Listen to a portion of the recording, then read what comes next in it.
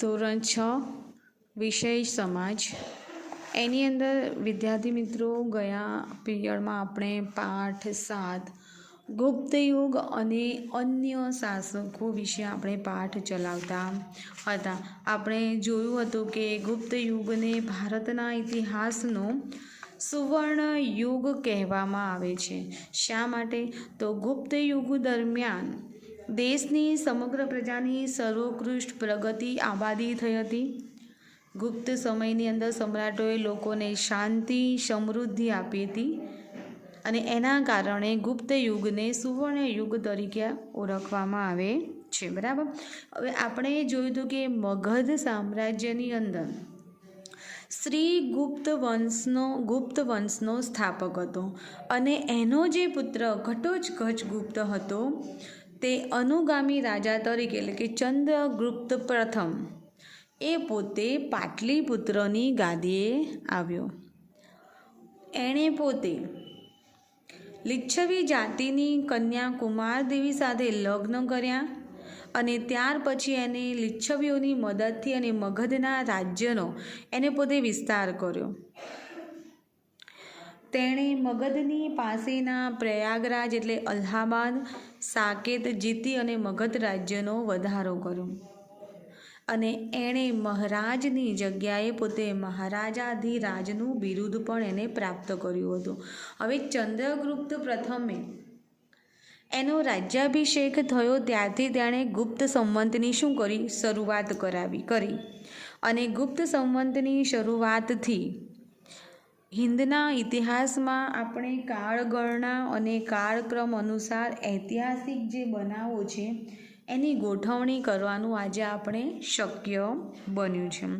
એ પછી આપણે ચંદ્રગુપ્તનો પુત્ર સમુદ્રગુપ્ત વિશે પણ આપણે જોયું હતું કે ચંદ્રગુપ્ત પ્રથમના અવસાન પછી તેનો જે પ્રતાપી પુત્ર સમુદ્રગુપ્ત છે એ પોતે મગધની રાજગાદી ઉપર આવે છે અને સમુદ્રગુપ્તના સમયની જે માહિતી છે એ પ્રયાગરાજનો જે સ્તંભ લેખ છે અને તેના જે સિક્કાઓ છે એની અંદરથી સમુદ્રગુપ્ત વિશેની માહિતી મળે છે। બરાબર છે।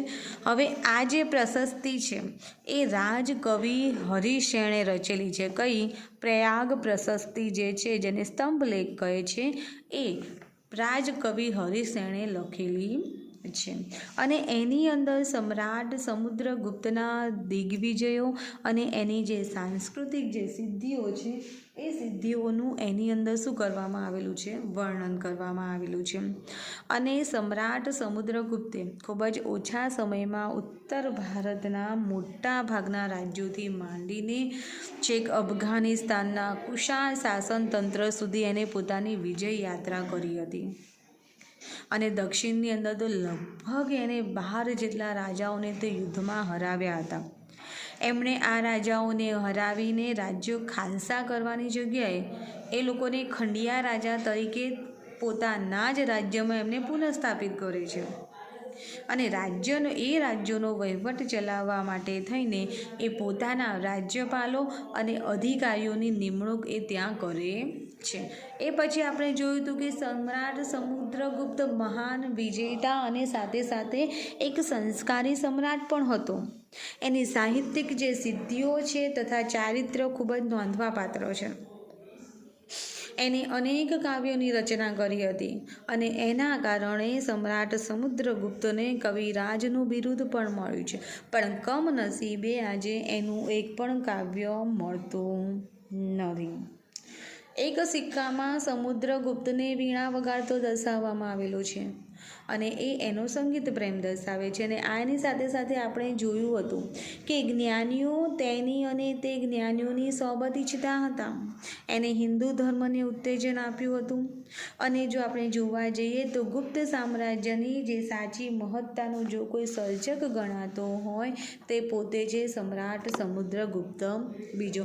ત્યાર પછી આપણે જોયો હતો ચંદ્રગુપ્ત બીજો એટલે કે વિક્રમાદિત્ય। સમ્રાટ સમુદ્રગુપ્તનું અવસાન થતાં તેનો પુત્ર વિક્રમાદિત્ય એટલે કે ચંદ્રગુપ્ત બીજો પોતે મગધની રાજગાદી ઉપર આવે છે અને એને પિતા તરફથી જે વિશાળ સામ્રાજ્ય મળ્યું હતું એ વિશાળ સામ્રાજ્યને સફળતાપૂર્વક પોતે સાચવે છે અને એટલું જ નહીં, એને વિજયો પ્રાપ્ત કરીને એ સામ્રાજ્યનો એને વિસ્તાર પણ કર્યો હતો. આ સિવાય સમ્રાટ ચંદ્રગુપ્ત બીજે ગુપ્ત વંશનો સૌથી પ્રતિભાશાળી શાસક હતો. એણે પોતે શક રાજ્ય સુધી એણે ગુજરાત ઉપર હુમલો કરી શકક્ષત્ર વંશના રાજ્યનો અંત લાવ્યો અને આ વિજયની યાદમાં એને સકારી બિરુદ પણ ધારણ કર્યું હતું અને ત્યારથી તે વિક્રમાદિત્ય તરીકે પણ ઓળખાયો હતો. તેણે વિક્રમ સંવંતની શરૂઆત કરી. તેણે ક્ષત્રપોના શક્તિશાળી રાજ્યો સાથે લગ્ન સંબંધો બાંધી તેમની સહાયથી પોતાનું જે સૈન્ય બળ છે સૈન્ય બળમાં વધારો કર્યો. શક રાજ્ય પર સત્તા મળતા ગુજરાતના દરિયા કિનારે આવેલા ભરૂચ અને ખંભાત બંદરો એમની સત્તા નીચે આવે છે અને એના કારણે વિદેશ વ્યાપાર કરીને ગુપ્ત રાજાઓ પોતે પુષ્કળ અખૂટ ધન સંપત્તિના એ માલિક બને છે.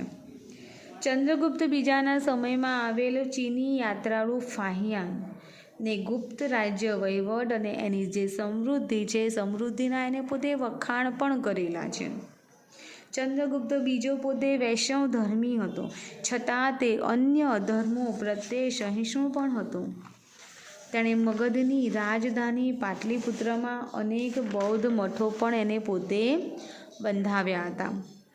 હવે સમ્રાટ ચંદ્રગુપ્ત બીજાએ અનેક સિદ્ધિઓ મેળવી હતી તેથી તેનો જે શાસનકાળ છે એ ચંદ્રગુપ્ત બીજાના સમયની અંદર જ સુવર્ણ યુગ કહેવાયો હતો. ચંદ્રગુપ્ત બીજાએ અનેક કવિઓ અને વિદ્વાનોને પોતાના રાજ્યમાં આશ્રય આપ્યો હતો. તેના દરબારની અંદર સંસ્કૃત ભાષાના મહાકવિ કાલિદાસ, વૈજ્ઞાનિક વરાહમિહિર, રાજવૈદ ધન્વંતરી, વૈતાલ ભટ્ટ, અમરકોશના રચયિતા અમરસિંહ જેવા 9 રત્નોથી એનો રાજ દરબાર શોભતો હતો. આ સિવાય ચંદ્રગુપ્ત બીજાએ ઉજ્જૈનને મગધની બીજી રાજધાની બનાવી હતી. ચંદ્રગુપ્ત બીજાએ બીજો મંત્રીઓની સલાહ અને મદદથી જ રાજ્ય વહીવટ કરતો. તેણે વહીવટની સરળતા ખાતર સામ્રાજ્યને જુદા જુદા એકમોમાં પણ વહેંચી દીધું હતું. ઈસવીસન 414ના અરસામાં આ મહાન સમ્રાટ ચંદ્રગુપ્ત બીજાનું અવસાન થાય છે અને તેનો શાસનકાળ ભારતના ઇતિહાસમાં અનેક રીતે પ્રસિદ્ધ પણ બન્યું છે. દિલ્હી પાસેનો જે મહેરૌલી લોહ સ્તંભ એ ચંદ્રગુપ્ત બીજાના સમયમાં બાંધવામાં આવેલો છે અને તેને સદીઓ સુધી એને 1600 વર્ષ થવા છતાં પણ હજુ સુધી એને કાટ લાગ્યો નથી. હવે આવે છે ગુપ્ત સામ્રાજ્યનો અંત કેવી રીતે થાય છે તેમ. તો ચંદ્રગુપ્ત બીજાના અવસાન પછી તેનો પ્રતાપી પુત્ર કુમારગુપ્ત પહેલો મગધની રાજગાદી ઉપર આવે છે. ચંદ્રગુપ્ત બીજાના અવસાન પછી તેનો પ્રતાપી પુત્ર જે કુમારગુપ્ત છે પહેલો એ પોતે મગધની રાજગાદી પર આવે છે. તેના સમયમાં નાલંદાની પ્રસિદ્ધ જે બૌદ્ધ વિદ્યાપીઠ અને અજંતાની કેટલીક ગુફાઓ કુમારગુપ્ત પહેલાંના સમયમાં તૈયાર થઈ હતી. આ અજંતાની ગુફાઓ છે અને આ છે નાલંદા વિદ્યાપીઠ. હવે કુમારગુપ્ત પહેલો પછી તેનો વીરપુત્ર સ્કંદગુપ્ત મગધની રાજગાદી પર આવે છે. કુમારગુપ્ત પહેલાં પછી એનો જે પુત્ર છે સ્કંદગુપ્ત એ પોતે મગધની રાજગાદી પર આવે છે. સ્કંદગુપ્ત પછીના જે નિર્બળ શાસકો જનૂની અને શક્તિશાળી હુણોના આક્રમણને ખાળી શક્યા નહીં. સ્કંદગુપ્ત પછી એના જે વંશજો મગધની રાજગાદી પર આવે છે એ નિર્બળ હોય છે અને એના કારણે જનૂની અને શક્તિશાળી એવા હુણોના આક્રમણને એ લોકો ખાળી શક્યા નહીં, એટલે કે એના આક્રમણ સામે ટકી શકતા નથી. અને આના કારણે થઈને ઈસવીસન 550માં જે ગુપ્ત સામ્રાજ્ય જે છે એ છિન્ન ભિન્ન થઈ જાય છે અને 550ની અંદર ગુપ્ત સામ્રાજ્યનો અંત આવે છે.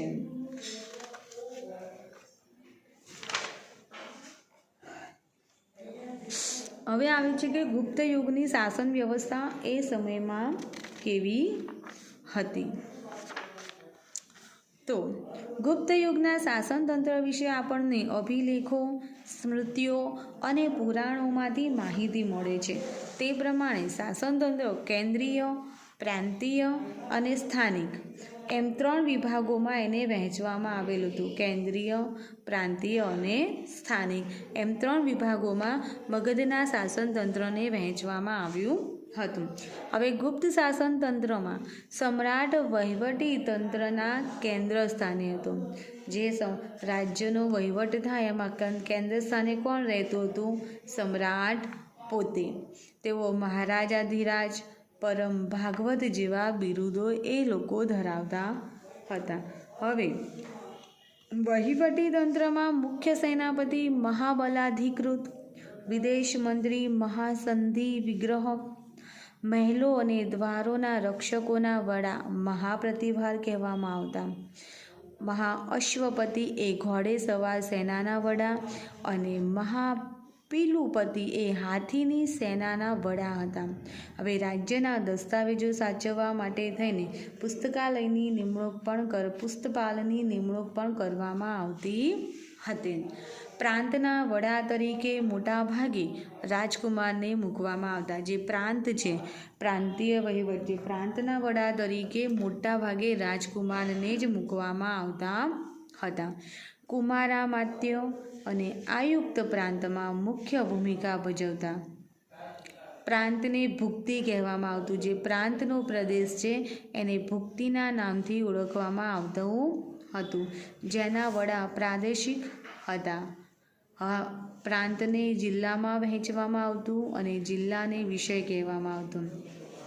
પ્રાંત જે પ્રદેશ છે એને જિલ્લામાં ડિવાઇઝ કરવામાં આવતું અને આ જે જિલ્લા છે એ જિલ્લાને વિષય કહેવામાં આવતો હતો. હવે ગ્રામ કક્ષાએ સમિતિ બનાવવામાં આવતી. ગ્રામ જ્યારે અત્યારે સરપંચની ચૂંટણી થાય અને જેમ સમિતિની રચના થાય છે તેમ એ સમયે પણ ગ્રામ કક્ષાએ સમિતિ બનાવવામાં આવતી, જેમાં વડીલો, ગામના મુખી અને અગત્યના વયસ્ક નાગરિકોનો સમાવેશ કરવામાં આવતો હતો. જેમ અત્યારે સરપંચની ચૂંટણી થયા પછી જ્યારે મીટિંગ ભરવામાં આવે છે, બરાબર, ગ્રામસભાનું આયોજન કરવામાં આવે છે, જેમાં ગામના વડીલો હોય, સરપંચ હોય, સભ્યો હોય, બરાબર છે, તો ગામના લોકો એની અંદર સમાવેશ કરવામાં આવતો હોય છે. હવે ગુપ્ત યુગની આર્થિક સ્થિતિ કેવી હતી? ગુપ્ત યુગની આર્થિક સ્થિતિ કેવી હતી? ગુપ્ત યુગ આર્થિક પરિસ્થિતિમાં ભારતનો સુવર્ણ યુગ હતો. ગુપ્ત યુગ આર્થિક પરિસ્થિતિમાં જોવા જઈએ તો એ ભારતનો શું હતો? સુવર્ણ યુગ હતો. ખેતી, આંતરિક વ્યાપાર અને આંતરરાષ્ટ્રીય વેપાર ખૂબ વિકસ્યો હતો. ગુપ્ત સમયની અંદર એક તો ખેતી ક્ષેત્રે, પછી આંતરિક વ્યાપાર અને આંતરરાષ્ટ્રીય વ્યાપાર, દેશ વિદેશ સાથેનો જે વ્યાપાર છે એ ખૂબ જ પ્રમાણમાં વિકસ્યો હતો. વિશિષ્ટ ખેત પદ્ધતિઓમાં જોવા જઈએ તો વાર્ષિક, ત્રિવાર્ષિક અને પંચવાર્ષિક ખેત પદ્ધતિઓનો અમલ થયેલો જોવા મળે છે. ઉત્તર ભારતમાં જોઈએ તો ઘઉં, ચોખા, પછી ગાંધારમાં શેરડી, કાશ્મીરમાં દ્રાક્ષ અને કેસર તથા કામરૂપમાં નાળિયેર થતા હતા. બંગાળમાં પુષ્કળ પ્રમાણમાં ચોખા થતા હતા. ગુજરાતમાં અને સિંધનો જે પ્રદેશ છે તે કપાસનો પાક અને બંગાળમાં રેશમનું ઉત્પાદન થતું હતું. દક્ષિણ ભારતમાં જોવા જઈએ તો દક્ષિણ ભારતમાં મરી મસાલા, રેશમ અને કપાસનો વ્યાપાર વિકસ્યો હતો. ટૂંકમાં ખેતી ક્ષેત્રે ખૂબ જ આગળ પડતું ગુપ્ત સમયની અંદર શાસન હતું. હવે રાજા કુલ ઉત્પાદનનો 6થો ભાગ પોતે કર તરીકે લેતા હતા. જ્યારે રાજા મહારાજાનું શાસન ચાલતું ત્યારે ખેડૂતો પાસે મહેસૂલ તરીકે જમીનની અમુક આવક એ લેતા હતા. એટલે કે રાજા કુલ ઉત્પાદન જે થયું એનો જે 6થો ભાગ છે એ પોતે કર તરીકે ખેડૂત પાસેથી લેતા હતા. બ્રાહ્મણો અને મંદિરોને ભૂમિ દાનમાં આપવામાં આવતી. જે બ્રાહ્મણો હોય બરાબર અને મંદિરોને જે જમીન છે એમને દાન તરીકે એ સમયમાં આપવામાં આવતી હતી. આંતરરાષ્ટ્રીય વ્યાપાર એ ગુપ્ત યુગની વિશેષતા હતી. આંતરરાષ્ટ્રીય જે વ્યાપાર હતો એ ગુપ્ત યુગની એક આગવી વિશેષતા હતી. ભારતથી સ્થળ માર્ગે મધ્ય એશિયા થઈને યુરોપ સુધી, યાદ રાખજો વિદ્યાર્થી મિત્રો, ભારતથી સ્થળ જમીન માર્ગે મધ્ય એશિયા થઈને યુરોપ સુધી સુતરાઉ કાપડ, રેશમી કાપડ અને મસાલાની નિકાસ થતા. તો ખંભાત, ભરૂચ, સોપારા અને તામ્રલિપ્તિ જેવા આંતરરાષ્ટ્રીય બંદરોના માધ્યમથી વિશ્વના પૂર્વ અને પશ્ચિમ ભાગમાં સુતરાઉ કાપડ, રેશમી કાપડ, મસાલા, તેજાના, ઇમારતી લાકડાની નિકાસ થતી હતી. જ્યારે સોનું, ચાંદી અને અન્ય ચીજોની આયાત એ સમયની અંદર થતી હતી.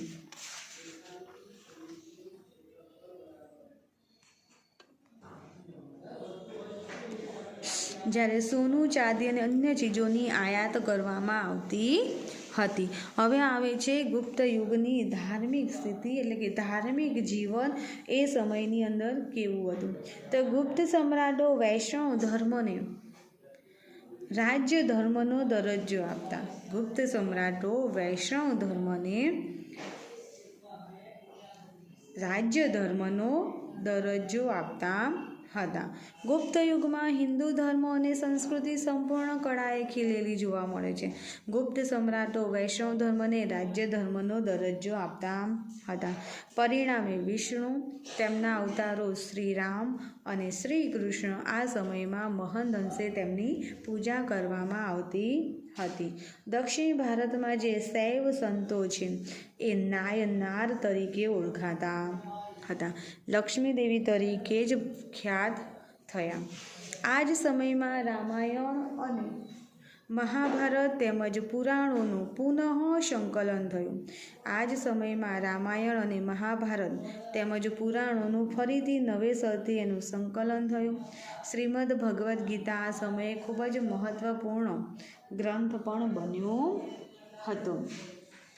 વૈષ્ણવ ધર્મની જેમ જ શૈવ ધર્મ પણ ગુપ્તકાળમાં જ વિકાસ પામ્યો હતો.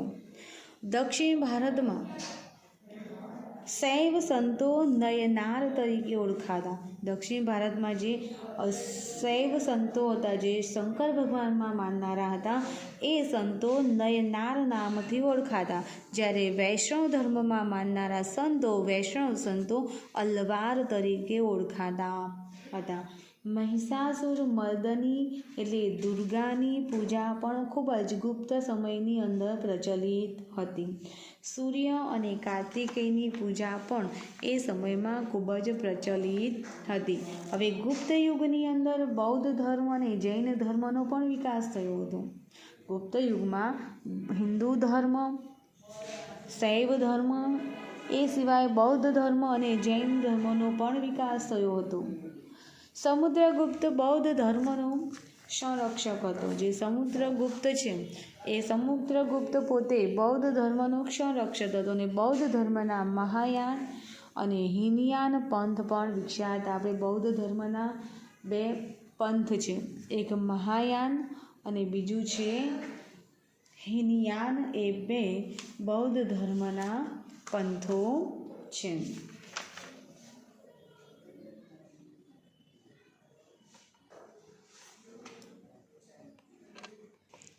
એટલે બૌદ્ધ ધર્મની અંદર મહાયાન અને હીનયાન પંથના બે પંથના લોકો જોવા મળે છે. હવે આવે છે ગુપ્ત યુગની સાંસ્કૃતિક સ્થિતિ એ સમયે કેવી હતી. ગુપ્ત યુગની સાંસ્કૃતિક સિદ્ધિ એ સમયે કેવી હતી. તો ગુપ્ત યુગ સાંસ્કૃતિક રીતે ભારતનો સુવર્ણ યુગ કહેવાતો હતો. ગુપ્ત યુગ સાંસ્કૃતિક રીતે ભારતનો સુવર્ણ યુગ તરીકે ઓળખાતો હતો. આ યુગમાં અનેક નવી ભાષાઓ વિકાસ પામી હતી. કાલિદાસ, સ્કંદસ્વામી, હરિસ્વામી અને રાણી વિજયા તથા આર્યસુર આ સમયના મહત્ત્વના સાહિત્યકારો પણ હતા. કાલિદાસ, સ્કંદસ્વામી, હરિસ્વામી અને રાણી વિજયા તથા આર્યસુર એ મહત્ત્વના સાહિત્યકારો પણ હતા. આ સર્વમાં કાલિદાસ, આ બધાની અંદર કાલિદાસ સૌથી શ્રેષ્ઠ હતા. કાલિદાસને ભારતના શેક્સપિયર તરીકે પણ ઓળખવામાં આવે છે. શેક્સપિયર એક મહાન કવિ છે. તેમણે ભારતીય મહાકાવ્યોની કથાવસ્તુ લઈ અભિજ્ઞાન શાકુંતલમ, રઘુવંશ અને મેઘદૂતમ જેવા મહાકાવ્યોની કાલિદાસે પોતે રચના પણ કરેલી છે. ગુપ્ત યુગ એ મંદિર સ્થાપત્યોની રચનાનો યુગ તરીકે પણ ઓળખાય છે. ગુજરાતમાં ગોપ, નચના કોઠાનું પાર્વતી મંદિર અને ઝાંસીનું મંદિર એ ભારતના સૌ પ્રથમ ઈંટેરી મંદિરો છે. ઈંટેરી એટલે કે ઈંટોથી બનાવવામાં આવેલા મંદિરો છે. ગુપ્ત યુગ આ દ્રષ્ટિએ મંદિર સ્થાપત્યની શરૂઆત દર્શાવે છે. દુર્ગા, બુદ્ધ, કૃષ્ણ અને શિવની મૂર્તિઓ આ સમયની અંદર મોટા પ્રમાણમાં બની હતી. હવે આવે છે ગુપ્ત યુગમાં વિજ્ઞાનની સ્થિતિ કેવી હતી. તો વૈજ્ઞાનિક દ્રષ્ટિએ વિજ્ઞાનના ક્ષેત્રની અંદર એની સિદ્ધિઓ, તો આ સમયમાં મહાન વૈજ્ઞાનિકો અને ગણિતશાસ્ત્રીઓ થઈ ગયા હતા. ગુપ્ત યુગની અંદર મહાન વૈજ્ઞાનિકો અને મહાન ગણિતશાસ્ત્રીઓ થઈ ગયા હતા. મહાન વૈજ્ઞાનિકોમાં આર્યભટ્ટ અને વરાહમિહિર આ સમયમાં થયા હતા. આર્યભટ્ટે શૂન્ય અને દશાંશ પદ્ધતિની શોધ કરી હતી. આર્યભટ્ટે પોતે પ્રખર ગણિતશાસ્ત્રી છે આર્યભટ્ટ, અને એમણે ગણિતની અંદર શૂન્ય અને દશાંશ પદ્ધતિની શોધ કરી હતી. વરાહમિહિરે બૃહદ સંહિતા નામનો ખગોળશાસ્ત્રને લગતો મહત્વપૂર્ણ ગ્રંથ લખ્યો હતો. વાઘભટ્ટે આયુર્વેદ ક્ષેત્રે અષ્ટાંગ હૃદય સંહિતા નામનો મહાન ગ્રંથ લખ્યો હતો કે જેની અંદર આયુર્વેદની માહિતી આપવામાં આવેલી છે. આ સમયે મનુષ્યો અને પ્રાણીઓ માટે વૈદક શાસ્ત્ર વિકસાવવામાં આવ્યું હતું. હાથી ઘોડાની દવાઓ પણ શોધાઈ હતી. સાથે સાથે રસાયણશાસ્ત્રનો સારો એવો વિકાસ થયો હતો. તેનું શ્રેષ્ઠ ઉદાહરણ છે દિલ્હી પાસે આવેલો મહેરૌલીનો લોહ સ્તંભ, કે જેને હજુ સુધી કાટ લાગ્યો નથી. એ એક રસાયણશાસ્ત્રનો જ વિકાસ છે, અને એ રસાયણશાસ્ત્રમાંથી એના કારણે જ એ લોખંડનો હોવા છતાં પણ આજ સુધી એવું કહેવાય છે કે દિલ્હી પાસેનો મહેરૌલીનો જે લોહ સ્તંભ છે એ આ યુગની ધાતુ વિદ્યાની શ્રેષ્ઠ સિદ્ધિ છે. શા માટે? તો કહે છે કે 1600 વર્ષ થયા હોવા છતાં તેને આજ દિવસ સુધી એને કાટ લાગ્યો નથી. નહીં તો લોખંડ એવી વસ્તુ છે કે એને કાટ લાગ્યા વિના રહી શકતો નથી. હવે આવે છે સમ્રાટ હર્ષવર્ધન. હવે ગુપ્ત યુગ પછી, એટલે આપણે એમ કહી શકીએ કે ગુપ્ત યુગ પછીના પ્રાચીન ભારતના રાજ્યોમાં હર્ષવર્ધનનું રાજ્ય મહત્ત્વનું ગણાય છે. એટલે ગુપ્ત યુગ એ ભારતના ઇતિહાસની અંદર સુવર્ણ યુગ તરીકે ઓળખાય છે. શા માટે? તો એમની આર્થિક સ્થિતિ, ધાર્મિક સ્થિતિ, આ સાંસ્કૃતિક ક્ષેત્રની સિદ્ધિઓ, વૈજ્ઞાનિક ક્ષેત્રની સિદ્ધિઓ, એ સિદ્ધિઓના કારણે ગુપ્ત યુગ ભારતના ઇતિહાસની અંદર સુવર્ણ યુગ તરીકે ઓળખાય છે. ગુપ્ત યુગ પછી પ્રાચીન ભારતના મહત્વપૂર્ણ રાજ્યોની અંદર સમ્રાટ હર્ષવર્ધનનું રાજ્ય ગણવામાં આવે છે. હવે સમ્રાટ હર્ષવર્ધન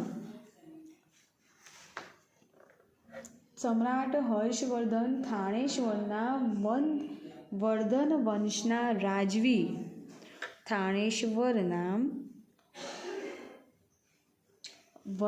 વંશના રાજવી હતા. એટલે કે પુષ્યભૂતિ વંશના પોતે રાજવી હતા. પ્રભાકર વર્ધનના પુત્ર હર્ષવર્ધનના પિતાનું નામ પ્રભાકર વર્ધન હતું અને બહેનનું નામ રાજ્યશ્રી હતું. પ્રભાકર વર્ધનના પુત્ર રાજ્યવર્ધન અને હર્ષવર્ધન હતા. એમને પ્રભાકર વર્ધનને 2 પુત્ર, રાજ્યવર્ધન અને હર્ષવર્ધન.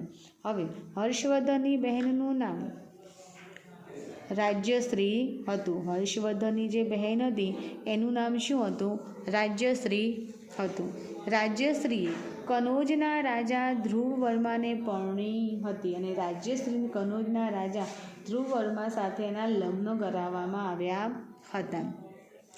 ગોંડ રાજવી શશાંક અને માલવ રાજે રાજ્યશ્રીનું અપહરણ કરી રાજ્ય મેળવવા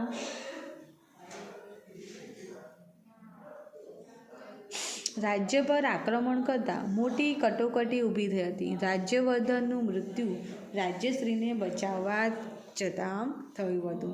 હવે ગોંડ જે રાજવી છે શશાંક અને માલવરાજ, એ બંનેએ પોતે રાજ્ય મેળવવાની લાલચમાં હર્ષવર્ધનની બહેન રાજ્યશ્રીનું એને અપહરણ કર્યું. અપહરણ કરી રાજ્ય ઉપર આક્રમણ કરતાં એ સમયે એકાએક આક્રમણ થતાં મોટી કટોકટી ઊભી થઈ જાય છે અને પોતાની બહેનને બચાવવા જતાં હર્ષવર્ધનના ભાઈ રાજ્યવર્ધનનું એની અંદર મૃત્યુ થાય છે. હવે આવી પરિસ્થિતિની અંદર ઈસવીસન 606માં સમ્રાટ હર્ષવર્ધનનું રાજ્યારોહણ કરવામાં આવે છે. રાજ્યવર્ધનના અવસાન પછી સમ્રાટ હર્ષવર્ધનનું રાજ્યારોહણ કરવામાં આવે છે.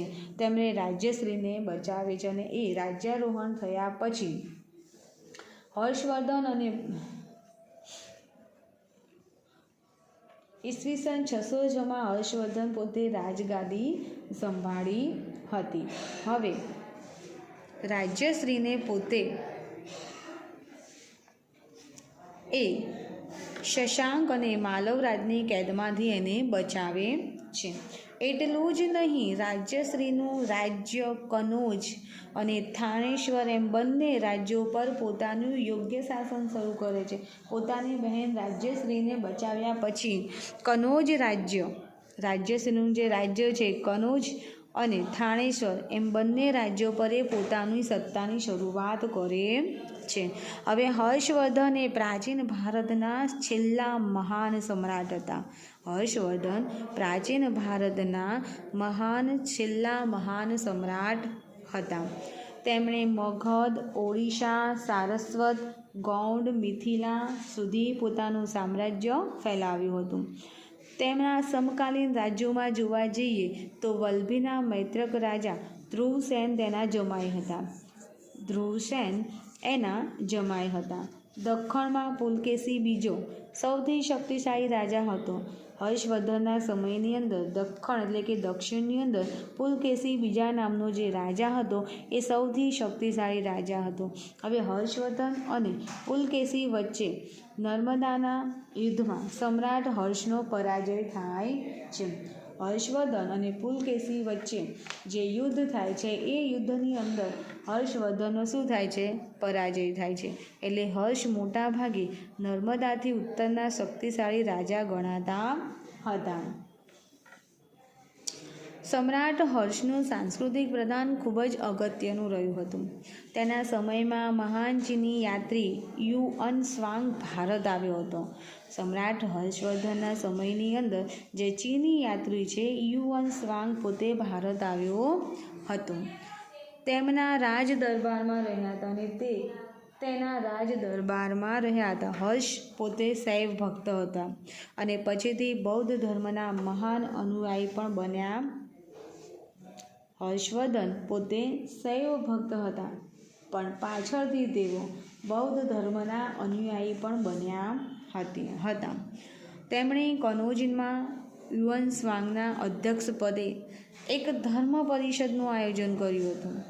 તેમણે રાજ્યશ્રીનું બહેનનું જે રાજ્ય છે કનોજ એની અંદર યુઅન સ્વાંગના અધ્યક્ષપદે એક ધર્મ પરિષદનું એમણે પોતે આયોજન કર્યું હતું અને બુદ્ધની પ્રતિમાને હાથીની આંબળી પર મૂકી તેની પૂજા કરાવી હતી. અને હર્ષવર્ધને શું કરેલું હતું કે હર્ષવર્ધને પોતે બુદ્ધની જે પ્રતિમા મૂર્તિ છે એને હાથીની આંગળી ઉપર મૂકીને તેની પૂજા કરાવી હતી અને તેની સ્થાપના કરી હતી. મહાયાન અને હીનયાન સંપ્રદાયો વિશે આ પરિષદમાં ગોષ્ઠી યોજાઈ હતી. ગોષ્ઠી એટલે કે હીનયાન અને મહાયાન એ જે બે સંપ્રદાયો છે બૌદ્ધ ધર્મના, એ સંપ્રદાયો વિશે વાતચીત પણ એ સમયની અંદર તે પરિષદની અંદર થઈ હતી. હવે સમ્રાટ હર્ષ સાહિત્ય, કલા અને વિદ્યા પ્રત્યે અનુરાગ રાખતો હતો. એટલે સાહિત્ય, કલા અને વિદ્યા પ્રત્યે ખૂબ જ અનુરાગ હતો. તેના દરબારમાં મહાન કવિ બાણભટ્ટ હતા અને જેમણે હર્ષચરિતમ અને કાદંબરી જેવા સંસ્કૃત સાહિત્યના મહાન ગ્રંથોની રચના કરી હતી. મયુરભટ્ટ અને કવિ જયસેન પણ હર્ષના સમયના મહાન કવિઓમાં એમની ગણના થાય છે. સમ્રાટ હર્ષ પોતે પણ એક ઉચ્ચ કોટીના સાહિત્યકાર હતા. સમ્રાટ હર્ષ પણ પોતે શું હતા? એક ઉચ્ચ કોટીના પોતે સાહિત્યકાર હતા અને એણે પ્રિયદર્શિકા અને રત્નાવલી એ બે નાટકોની રચના સમ્રાટ હર્ષવર્ધને કરી હતી. હવે તેમણે આ સિવાય ભગવાન બુદ્ધની જાતક કથાઓ ઉપરથી તેમણે નાગાનંદ નામનું એક વિશિષ્ટ નાટક પણ લખ્યું હતું અને હર્ષવર્ધને નાલંદા વિદ્યાપીઠને નિભાવવા 100 ગામ ભેટમાં આપ્યા હતા. હવે આ ઉપરાંત હર્ષે અન્ય દેશો સાથે પણ મૈત્રીભર્યા સંબંધો બાંધ્યા હતા અને પોતાના દૂત મંડળને પોતે ચીન મોકલ્યા હતા અને એ જ રીતે ચીનથી ભારતમાં ચીનના દૂત મંડળે ભારતની મુલાકાત લીધી હતી. અને આ સમગ્ર દ્રષ્ટિએ આપણે જોઈએ તો હર્ષ એક ઉચ્ચ કોટીના શાસક, વિજેતા, વહીવટકર્તા અને સાહિત્યકાર હતા અને તેમણે નાલંદા વિદ્યાપીઠના નિભાવ માટે થઈને 100 ગામ એમને ભેટમાં આપ્યા હતા. હવે આવે છે પુલકેશી બીજો. તો સમ્રાટ હર્ષના સમકાલીન રાજ્યોમાં જો સૌથી શક્તિશાળી આપણે ગણીએ તો ચાલુક્ય વંશી રાજા પુલકેશી બીજો હતો કે જે દક્ષિણ ભારતનો સૌથી શક્તિશાળી રાજા હતો. તેણે મહારાષ્ટ્રમાં રાષ્ટ્રકૂટો પાસેથી સત્તા આંચકી લઈ રાજ્ય સ્થાપ્યું હતું. એણે મહારાષ્ટ્રની અંદર જે રાષ્ટ્રકૂટોનું શાસન ચાલતું હતું એમની પાસેથી એમની સત્તા ખેંચી લઈ સત્તા લઈ લીધી અને મહારાષ્ટ્રની અંદર એને પોતે ચાલુક્ય વંશની સ્થાપના કરી હતી. પુલકેશી બીજાએ 40 વર્ષ જેટલા લાંબા સમય સુધી શાસન કર્યું હતું અને પુલકેશી બીજો એને લગભગ 40 વર્ષ સુધી એને પોતે શાસન કર્યું હતું અને તેણે સમ્રાટ હર્ષને પણ નર્મદાના યુદ્ધમાં એને હરાવ્યો હતો અને તે એક મહાન વિજેતા હતો. તેણે દક્ષિણ ભારતના કદંબો, માહેશ્વરના ગંગો, કોંકણના માર્યોને હરાવી દક્ષિણ પથના સ્વામીનું બિરુદ પણ પુલકેશી બીજાએ પ્રાપ્ત કર્યું હતું. લાટ, માલવ અને ગુર્જરોને પણ પુલકેશી બીજાએ યુદ્ધની અંદર હરાવ્યા હતા. કર્ણાટક, મહારાષ્ટ્ર અને કોંકણ એ સમગ્ર વિસ્તારનો જો કોઈ સ્વામી એ સમયમાં હતો તો એ કોણ હતો? પુલકેશી બીજો જ હતો. હવે હર્ષની જેમ પણ એને પણ અન્ય દેશો સાથે પોતાના સારા સંબંધો વિકસાવ્યા હતા.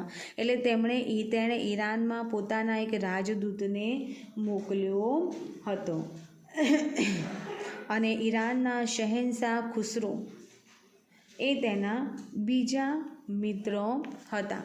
આમ પુલકેશી બીજો સમ્રાટ હર્ષવર્ધનની જેમ જ એક મહાન વિજેતા હતો. હવે આ સિવાયના અન્ય રાજ્યો જે છે તો આ સમયે ગુપ્ત યુગ સમયની અંદર અન્ય રાજ્યોમાં કાંચીના પલ્લવો, રાજસ્થાનના ગુર્જર પ્રતિહારો, વલ્લભીના મૈત્રકો, દક્ષિણ ગુજરાતમાં ગુર્જરો, કાશ્મીરમાં કર્કટકો વગેરેનો અન્ય રાજ્યોની અંદર એમાં સમાવેશ થાય છે. જેમાં કાંચીના પલ્લવો સ્થાપત્ય અને કલાને લીધે ખૂબ જ પ્રખ્યાત થયા હતા. તેમણે બ્રહ્મા, વિષ્ણુ, મહેશની અનેક મૂર્તિઓ શિલાઓની અંદર કોતરીને કંડારીને મંદિરો બંધાવ્યા હતા. મહાબલીપુરમના સમુદ્ર તટે રથ મંદિરો બંધાવનારા મહાબલીપુરમ છે ત્યાં આગળ રથ મંદિરો આવેલા છે. પલ્લવોએ ભારતની સાંસ્કૃતિક સિદ્ધિમાં અનેક ગણો વધારો કર્યો છે. કાંજીવરમમાં તેમણે બંધાવેલું જે કૈલાસનાથનું જે મંદિર છે એ ગુપ્ત યુગ સમયનું સૌથી શ્રેષ્ઠ મંદિર ગણાવી શકાય છે. તો અહીંયા જે આપણો જે પાઠ છે એ પાઠ આપણો અહીંયા પૂરો થાય છે. અને હવે આવે છે એનું સ્વાધ્યાય. સ્વાધ્યાયની અંદર વિદ્યાર્થી મિત્રો આપણે પહેલાં વિકલ્પો છે. તો ગુપ્ત વંશનો સ્થાપક કોણ હતો? શ્રી ગુપ્ત. બીજો પ્રશ્ન છે, સિક્કામાં કયા રાજાને વીણા વગાડતો દર્શાવવામાં આવ્યો છે? તો સમુદ્રગુપ્ત. ત્રીજું, દિલ્હી ખાતે લોહ સ્તંભનું નિર્માણ કોના સમયમાં થયું હતું? ચંદ્રગુપ્ત બીજો. ચોથું, કુમારગુપ્તના સમયમાં કઈ વિદ્યાપીઠની સ્થાપના થઈ હતી? તો નાલંદા વિદ્યાપીઠ. હવે આપણો પ્રશ્ન છે, પ્રશ્ન 2 ટૂંકમાં ઉત્તર આપો. કયા સમ્રાટના સમયમાં ગુપ્ત યુગ સુવર્ણ તરીકે ઓળખાયો હતો? કયા સમ્રાટના સમયમાં ગુપ્ત યુગ સુવર્ણ યુગ તરીકે ઓળખાયો હતો? તો કયા સમ્રાટના સમયની અંદર? તો સમ્રાટ ચંદ્રગુપ્ત બીજો એટલે કે વિક્રમાદિત્યના સમયની અંદર ગુપ્ત યુગ સુવર્ણ યુગ તરીકે ઓળખાયો હતો. પ્રશ્ન 2, હર્ષચરિતમના લેખક કોણ હતા? તો અહીંયા અત્યારે જ આપણે ચલાવ્યું હતું. તો કવિ બાણભટ્ટ એ પોતે હર્ષચરિતમના લેખક હતા. પ્રશ્ન 3, જોડકા જોડો. મુખ્ય સેનાપતિ તો મહાબલાધિકૃત. જિલ્લા તો વિષય તરીકે ઓળખાતા. કર એટલે કે ઉત્પાદનનો છઠ્ઠો ભાગ. વાઘભટ તો અષ્ટાંગ હૃદય.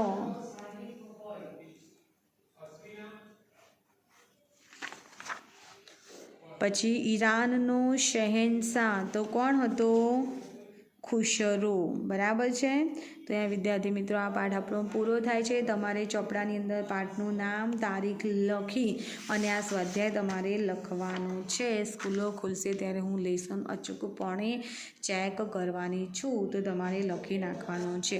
હવે પછીના નેક્સ્ટ પિરિયડમાં જ્યારે આપણે મળીશું ત્યારે આપણે પાઠ ભૂગોળનો ચલાવવાનો છે અને એ પાઠ છે નકશો સમજીએ. પાઠ 12 આપણે ચલાવવાનો છે. તો હવે નેક્સ્ટ પિરિયડમાં આપણે મળીશું.